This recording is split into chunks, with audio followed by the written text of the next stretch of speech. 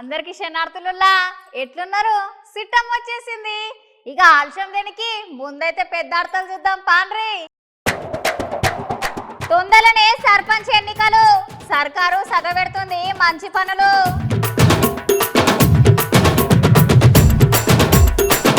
పొన్నంను అరుచుకున్న పాడి, మా కరీంనగర్ కు పైసలేవి.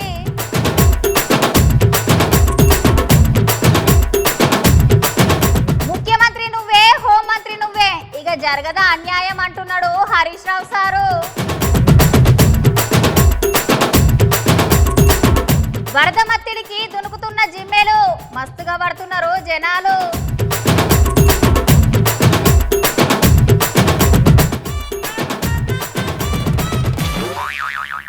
అవురా, సర్పంచ్ ఎలక్షన్స్ ఎప్పుడు అంటారా? సప్పుడే లేదు. ఏమోనే, మొన్ననే ఎమ్మెల్యే సార్ని అడిగితే నాకు కూడా తెలియదు అన్నాడు. కాకా ఈ తాప పక్క నిలబడాలేరా, ఎకరం అమ్మైనా సరే పక్క గెలవాలి. ఒకవేళ రిజర్వేషన్లు నాకు రాలేదనుకో, నువ్వు నిలబడు మామా, నీకు నేను సపోర్ట్ ఉంటా, సరేనా? చిన్నమ్మ, మా వార్డులా నువ్వే నిలబడాలే చూడు, అప్పుడే 2 ఓట్లతోటి ఓడిపోయినావు అనే చర్చలు నడుస్తున్నాయి. సర్పంచ్ ఓట్ల మీద ఊర్లల్లా మీరే చూడుండ్రి.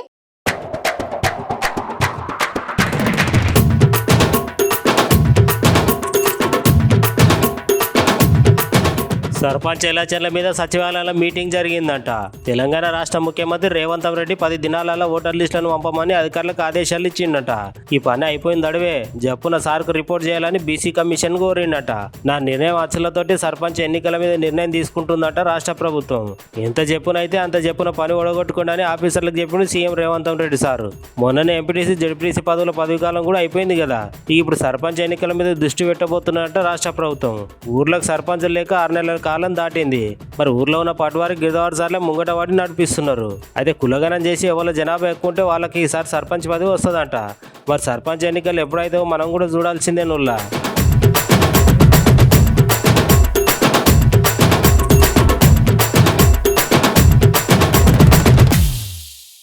ఇవాళ అసెంబ్లీలో తెలంగాణ రాష్ట్ర ఉప ముఖ్యమంత్రి బట్టి విక్రమార్క సార్ అయితే హరీష్ రావు సార్ మీద మస్తుగా గరం అవ్వకుండా పంచుల మీద పంచులు ఇస్తున్నాడట. మరిగా ముచ్చట చూడుండ్రి మీరే.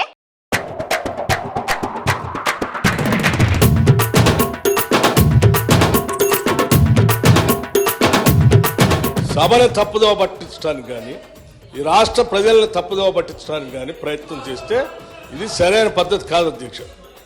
నేను మళ్ళొకసారి వారికి విజ్ఞప్తి చేస్తూ ఉన్నాను. అంటే ఇంతకంటే పచ్చిగా నేను అనకూడదు, మరి అబద్ధం అని, ఇంతకంటే సత్యదూరమైనటువంటి మాటలు ఎంత భయంకరంగా ఇట్లే భ్రమలు కల్పిస్తే ఎట్లా అధ్యక్ష? అది హౌస్లో నిమిషాల్లోనే, రోజులు కూడా కాదు, నిమిషంలోనే ఎంత భ్రమలు కల్పిస్తే ఎట్లా? ఎక్సైజ్లో మేము ఆక్షన్ పెట్టాము గత సంవత్సరం, అందుకే మాకు ఆదాయం పెరిగింది. ఈ సంవత్సరం కదా పెట్టాల్సింది, నిజమే. మేము కూడా అనుకున్నాం ఈ సంవత్సరం కదా ఆక్షన్ పెట్టాల్సింది. మీరు ముందే ఎందుకు కూశారు అధ్యక్ష? ముందే ఎందుకు కూశాను? ఎందుకు కూశారు? మీరు ఈ సంవత్సరం పెట్టాల్సిన ఆక్షన్ మేము ముందే ఎలక్ట్రిక్ కంటే ముందే ఎందుకు పెట్టుకున్నారు? అంటే ఏదో దాంట్లో ఎంత దొరికితే అంత దోసుకుందాం అనే ఆలోచన మీది. అది తప్ప ఇంకోట. రెండోది నేను ఇంకోటి చెప్తున్నా. ఏంటి అధ్యక్ష? టానిక్ లాంటి షాప్స్, దుకాణాలు పెట్టి ఆక్షన్ ద్వారా స్పష్టంగా ప్రభుత్వానికి రావాల్సిన ఆదాయాన్ని ప్రభుత్వానికి రానియకుండా, సంబంధం లేకుండా అడ్డగోలుగా మీరు లైసెన్సులు ఇచ్చి టానిక్ లాంటివి పెట్టి ప్రభుత్వానికి రావాల్సిన ఆదాయాన్ని కొద్దిమంది కుటుంబాల చేతుల్లో బయటకు చేశారు. అటువంటి దాన్ని మేము పోనీయం. ఆ ఆదాయం అంతా రాష్ట్రానికి వచ్చేటట్టు చేస్తాం. అటువంటి వ్యక్తుల చేతుల్లోకి రాష్ట్ర ఖజానాన్ని పోనీయకుండా మేము జాగ్రత్త కాపాడుతాం. ఆ లెక్కలు కూడా చెప్తాను. మీరు తొందరపడుతున్నారు కాబట్టి ముందే చెప్పాను, ఇంకా ఉంది దానికి. అబ్బా, ఇవాళ వర్షం బాగా పడుతుంది కదా, మంచిగా చిన్న చిన్న బుడ్డ పరకలు జల్లెళ్ళు వండుకొని ఈ చిన్న ముసురుకు తింటే ఎంత మంచిగా ఉంటుందో కదా నుల్లా. మరి నేనేమో ఈ స్టూడియోలో ఆర్తలు చదువుకుంటా కూసుంటానా. నేనైతే ఇక చేపలను మస్తు మిస్ అవుతున్నా. కానీ ఆదిలాబాద్లా మత్తట్లా మస్తుగా చేపలు పడుతున్నారట. మీరు కూడా పారి చూడుండ్రి.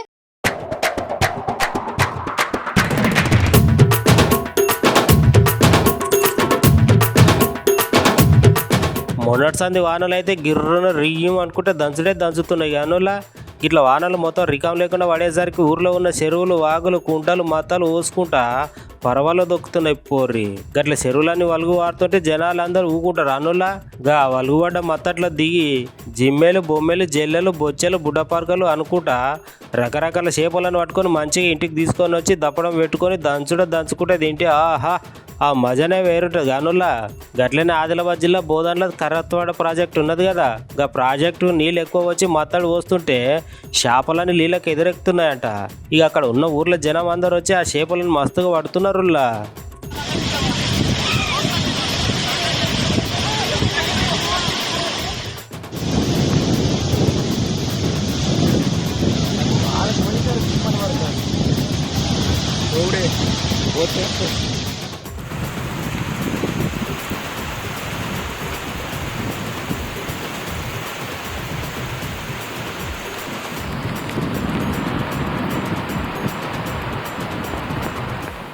ఒక దగ్గర పోలీసులు మంచిగా రాత్రిపూట మాటేసి మరి ట్రిపుల్ రైడింగ్ చేసేటోళ్ళను ఇక బండికి నెంబర్ ప్లేట్ లేనోళ్ళను చెవులల్లా ఫోన్లు పెట్టుకొని మరి మాట్లాడుకుంటా బండి మీద నడిపేటోళ్ళను ఎట్లా పట్టుకున్నారో ఒకసారి మీరు చూడుండ్రి.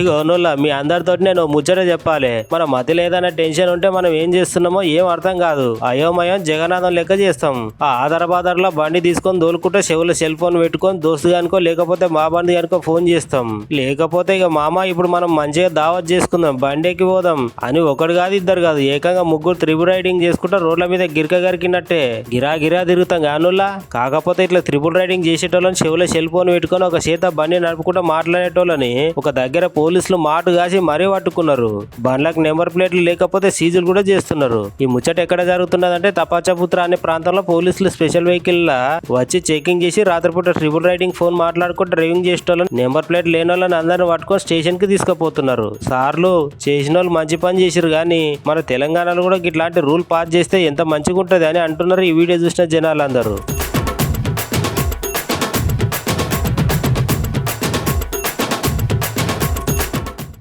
అసెంబ్లీలో హరీష్ రావు సారు నిప్పులు చెరుక్కుంటా కాంగ్రెస్ పార్టీని గట్లనే రేవంత్ రెడ్డి సార్ మీద మస్తుగా మాట్లాడుతున్నాడు.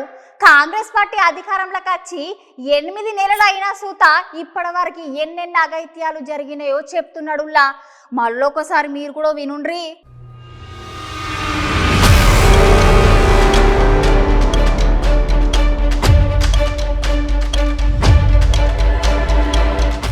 కాంగ్రెస్ పార్టీ అధికారాలకు వచ్చిన 8 నెలల మస్తు ఘోరాలు జరిగినాయని హరీష్ రావు సార్ అసెంబ్లీలో కాంగ్రెస్ పార్టీ ప్రభుత్వం మీద గట్లనే రేవంత్ రెడ్డి సార్ మీద మొత్తుకుంటున్నాడు. అసలు ఈ తెలంగాణలో ల్యాండ్ ఆర్డర్ లేకుండా పోతున్నది. ముఖ్యమంత్రికి రేవంత్ రెడ్డి ఉండి హోంశాఖ మంత్రికి రేవంత్ రెడ్డి ఉండి అమాయకమైన జనాలను మోసం చేస్తున్నారు. ఈ కాంగ్రెస్ పార్టీ హయాంలో మర్డర్లు మానభంగాలు ఆడవాళ్ళకు రక్షణ లేకుండా పోతుంది. విద్యార్థులకు ఉద్యోగాలు లేకుండా పోతున్నాయి. ఇట్లా చెప్పుకుంటూ పోతే ఎన్నెన్నో అఘాయిత్యాలు జరుగుతున్నాయి ఈ సమాజంలో. ఈ రేవంత్ రెడ్డి పరిపాలనలో విద్యార్థులు ఉద్యోగాల కోసం ధర్నాలు చేస్తుంటే నరి రోడ్డు మీద వాళ్ళ మీద లాఠీ చార్జ్ చేపించిన ప్రభుత్వం మీది. గట్లాంటి ప్రభుత్వంలో అసలు ప్రజాస్వామ్యం ఏమన్నా బ్రతికున్నదా అని అసెంబ్లీ సాక్షిగా కాంగ్రెస్ పార్టీని నిలదీస్తున్నాడు హరీష్ రావు సారు. అధ్యక్ష, నడి రోడ్డు మీద నిరుద్యోగులపై లాఠీలు జులిపించడమే మీరు చెప్పిన పూర్తి స్థాయి ప్రజాస్వామ్యమా? ఆర్ట్స్ కాలేజీలో జరుగుతున్న లాఠీ చార్జిని చిత్రీకరిస్తున్న జర్నలిస్టును అసభ్య పదజాలంతో బూతులు తిట్టి కొట్టడమేనా కాంగ్రెస్ మార్కు ప్రజాపాలన? అంగన్వాడీలను ఆశా వర్కర్లను తమ డిమాండ్ల సాధన కోసం రోడ్డెక్కితే అణచివేత, ప్రతిపక్ష కార్యకర్తలపై ప్రతీకార దాడులు.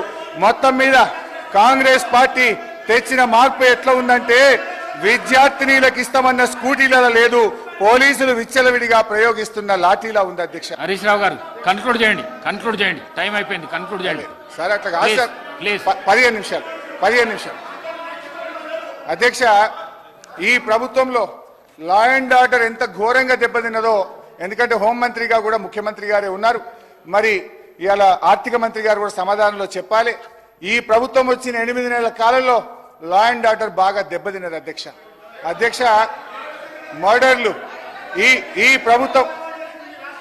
ప్రభుత్వం వచ్చిన తర్వాత మన ఈ 8 నెలల కాలంలో 500 మర్డర్లు జరిగినాయి. అధ్యక్ష, dacoities 60, robberies 400, theft cases 10,000, rape cases 1800 rape కేసులు అయినాయి అధ్యక్ష. పోయిన జూన్ నెలలో ఒక్కటే జూన్ నెలలో ఒక హైదరాబాద్ నగరంలో 28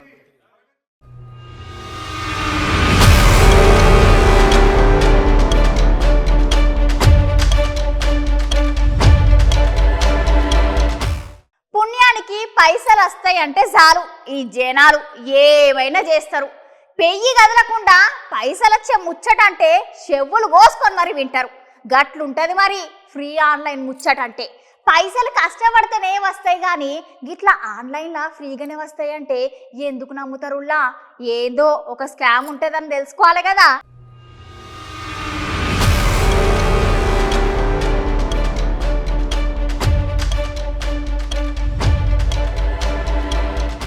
రోజు రోజుకు ఆన్లైన్లో మోసాలు ఎక్కువైతున్నాయి. అలా మీరు ఆన్లైన్లో కొని పైసలు కట్టుర్రి, మీకు ఒక ఐడి ఇస్తాం. ఆ ఐడియాలో రోజు మీకు కట్టిన దానికంటే ఎక్కువ పైసలు పడతాయో చెప్పుకుంటా మీరు ఇంకొక ముగ్గురిని జాయిన్ చేసి ఆ ముగ్గురు ఇంకొక ముగ్గురిని జాయిన్ చేస్తారు. దీంతో మీకు లాభాలు, ఊహించలేని లాభాలు వస్తాయి పోర్రి అని జనాలందరికీ మాయమాటలు చెప్పి మోసాలు చేస్తున్నారు కొంతమంది దొంగగాళ్ళు. ఇక జనాలు వాళ్ళు చెప్పే తీపి ముచ్చట్లు నమ్మి ఒకటేసారి కోటీశ్వర్లు కావాలనుకొని 10,000, 20,000, 30,000 చెప్పుకుంటూ పోతే లచ్చలు కడుతున్నారు పోర్రి. చివరికి చూస్తే అదంతా మోసం అని తెలిసిన తర్వాత మస్తుగా బాధపడుతున్నారు. అయినా చేతులు కాలినాక ఆకులు పట్టుకుంటే ఏం ప్రయోజనం ఉల్లా? నేను ఈ ముచ్చట ఇప్పుడు ఎందుకు చెప్తున్నానంటే ఆసిఫాబాద్, మంచిర్యాల, పెద్దపల్లి, కరీంనగర్ జిల్లాలకు మస్తు మంది యాప్ల పేర్లతోటి జనాలకు నమ్మబాలికి పైసలు కట్టించి మళ్ళా జాడా పత్తా లేకుండా పోతున్నారు కొందరు సైబర్ నేరగాళ్ళు. వీళ్ళందరూ చెప్పే ముచ్చట్లకు మధ్యతరగతి జనాలందరూ పాపం పైసలకు ఆశపడి ఇట్లా కట్టుకుంటూ పోయి చివరికి అప్పుల పాలవుతున్నారు. అయితే మంచిర్యాలని కేంద్రంగా చేసుకొని చంద్రశేఖర్ అనే ఒక వ్యక్తి దుకాణాలలో పనిచేసే వాళ్ళని, పెట్రోల్ బంకులలో పనిచేసే వాళ్ళని లక్ష్యంగా పెట్టుకొని రూపాయికి 100 రూపాయలు సంపాదించవచ్చని నమ్మించి మోసం చేసి వాళ్ళ దగ్గర పైసలు కట్టించుకొని పారిపోయిందంట.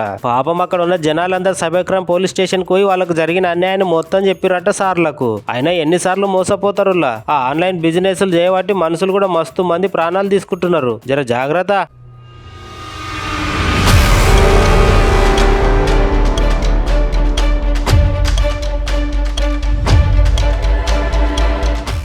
గీ ముచ్చట చూడుండ్రి, ఇంత మంచి దొంగలు కూడా ఉంటారా ఉల్లా? అయినా దొంగతనం చేద్దామని ఇంట్లోకి పోయి వెనక్కు వచ్చి మరి రిటర్న్లో 20 రూపాయలు టేబుల్ మీద పెట్టి సీసీటీవీలో అయినా గోడును ఎట్లా చెప్పుకుంటున్నాడో దొంగ. మరిగా దొంగ ముచ్చట్లేందో చూడుండ్రి.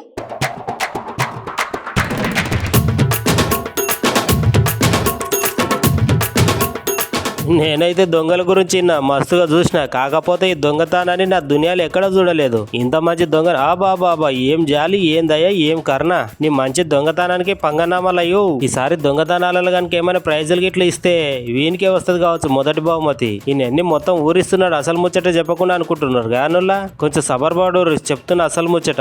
రంగారెడ్డి జిల్లా మహేశ్వరంలో తాళం పెట్టిన ఇంటికి దొంగతనానికి వెళ్లి మొత్తం వెనుకలాడిండు. పాపం వాళ్ళ ఇంట్లో ఏం లేకపోయేసరికి ఆ దొంగ సీసీటీవీ ముంగటికి వచ్చి మస్తు ఆవేదన చెందుకుంటా ఇట్లా ఏమైనా పైసలు బంగారం ఉంచాలి కదా అని కొంచెమైన దొంగ మీద కనికరం ఏం ఉంచకపోతిరి అని మస్తు ఆవేదన చెందిండ్రు దొంగ. ఇంట్లో దొంగతనానికి పోయి వంటగదిలో మొత్తం దేవులాడినా అక్కడ ఏం దొరకకపోయేసరికి ఫ్రిడ్జ్ లోకి వెళ్ళి ఒక వాటర్ బాటిల్ తీసుకుని ఆ వాటర్ బాటిల్ 20 రూపాయలు డైనింగ్ టేబుల్ మీద పెట్టి వెళ్ళిపోయిండు. నిజంగానే ముచ్చట చిత్రంగా ఉన్నది కదా. దొంగనికి చెప్పే లాభం అంటారు కదా. పాపం ఆయన అన్ని వదిలిపెట్టి వాటర్ బాటిల్ తీసుకుని 20 రూపాయలు అక్కడ పెట్టి వెళ్ళిపోయిండు. మరి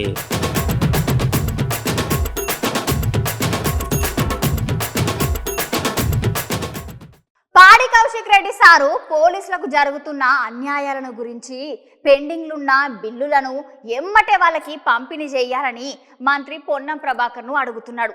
అన్ని జిల్లా పోలీస్ వర్గానికి బిల్లులను ప్రవేశపెట్టి కరీంనగర్ జిల్లా పోలీసులకు మాత్రం ఎందుకు ఆపుతున్నారని పాడి కౌశిక్ రెడ్డి పొన్నం ప్రభాకర్ మీద గరం అవుతున్నాడు. మరిగా ముచ్చట మీరే ఒకసారి చూడుండ్రి.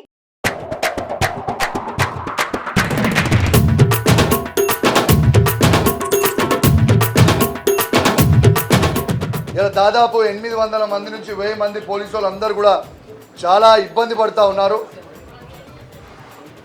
ఇలా ఎందుకు వాళ్ళకి బిల్స్ ఇవ్వమని మా జిల్లా మంత్రి కాకపోయినా మా జిల్లా మంత్రి అని చెప్పుకుంటున్న పొన్నం ప్రభాకర్ గారు వెంటనే మా పోలీసు వాళ్ళకి ఆ బిల్స్ ఇప్పియాలని నేను డిమాండ్ చేస్తూ ఉన్నాను. ఇవాళ పాపం పోలీసు వాళ్ళు చాలా ఇబ్బంది పడుతూ ఉన్నారు కరీంనగర్ జిల్లాలో ఉన్న పోలీసు వాళ్ళు. ఎందుకంటే కరీంనగర్ జిల్లాలో ఉన్న పోలీసు వాళ్ళందరూ కూడా ఇలా ఒక్కసారి ఆలోచన చేయాలి. తత్తిమ జిల్లాలకి అందరికీ ఇచ్చి మా కరీంనగర్ జిల్లాలో ఉన్న పోలీస్ మిత్రులకి ఇవ్వకపోవడం కొంచెం బాధాకరం.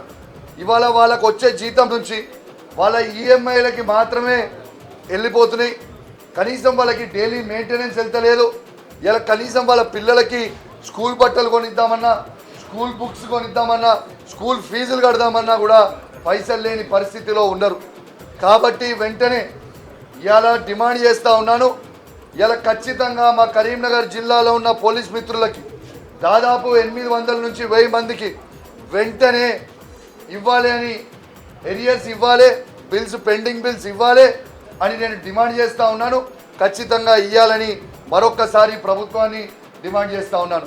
అదేవిధంగా మోడల్ స్కూల్లో ఉన్న రెగ్యులర్ టీచర్స్కి